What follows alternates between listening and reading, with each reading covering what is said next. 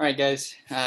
How's it going? This is Jacob Freestone, and this is my BUHI board bag BUHI bag board presentation.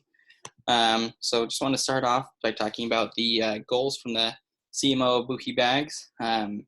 He gave us some specific goals here of starting with our budget. He wanted us to spend $5,000 every week, and then he also wanted us to spend that budget wisely.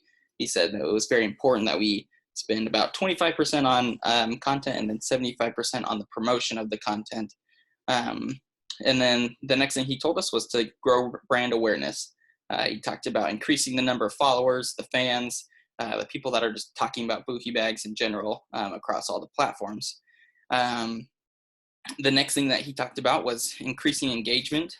So that's, your likes, comments, shares, that kind of thing. So just increasing that overall, and then increasing our sales. So he wanted a 10% growth over last year. And so that was our goal for this year. And then finally was to outperform our peers to make sure that we are doing whatever we can to be the best. So my personal goals for BUHI Bag Company were pretty similar to what the CMO had.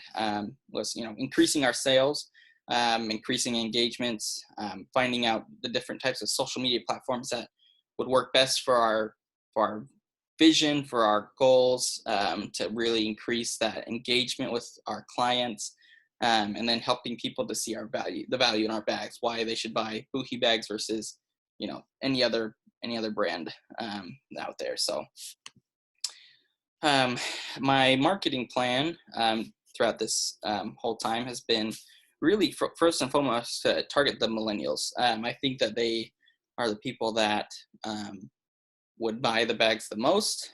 They're very fashionable right now. It's very in to be stylish and have some kind of fancy bag, and so just to help them see that, and then to start that lifelong, being our clients throughout their life. So, and then next, I really wanted to focus on communication, and that's with our team members, but then also with helping our customers see that we are open to talking with them, interacting on our posts, starting conversations about BUHI bags, which we'll jump into more later, and just overall just helping them see that they can talk to us and we'll listen to them.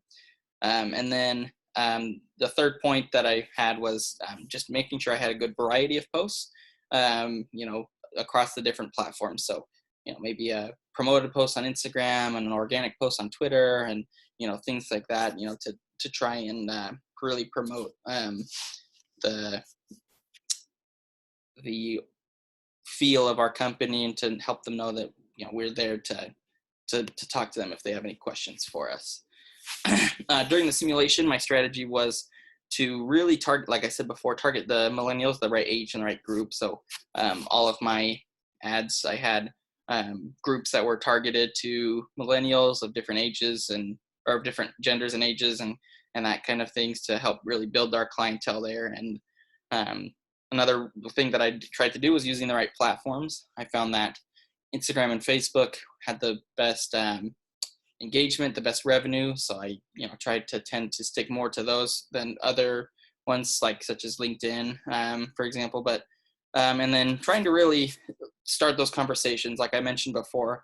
I tried to post questions or things that would help them to start those conversations about BUHI bags and help them see, that we are there to talk with them and to help them experience life. And so with those contents, I saw that other bag companies had good success with posting destination pictures. They would post some faraway place, and they would say, see who'd been there, or they'd ask a question of, do you ever have a goal to go to this place? And, that really helped create that engagement. And then I would also post questions, trying to start those conversations, like on Twitter or Instagram, asking people what their plans were for this weekend. Do they have the right bag for those plans, those kinds of things. And then I tried to use the influencers pretty heavily. I feel like growing the brand awareness through influencers was pretty successful overall. We got a lot of impressions and a lot of engagement that way, with like brand ambassadors and giveaways and things like that. So it really helped drive our success. The platforms that I tried to use the most were Instagram, Facebook, Pinterest, and then a little bit of YouTube. I used the other ones as well a little bit, but these ones were where I found the most success, especially Instagram. With that targeted age group of millennials, a lot of millennials use Instagram. A majority of them I would say. And so, this was my most successful platform, as I'm sure other people have found. And then Facebook was a kind of a close second. That it had still had, a lot of good impressions and shares and things like that. So, moving on to the Taylor Swift crisis that we had, what I kind of did there was I started a campaign where I focused on our production team and our production processes. So really jumped into showing how our bags are made and interviewing the team members, things like that, to really try and overturn this bad situation, put a positive spin on it, really show where the bags come from, how they're made.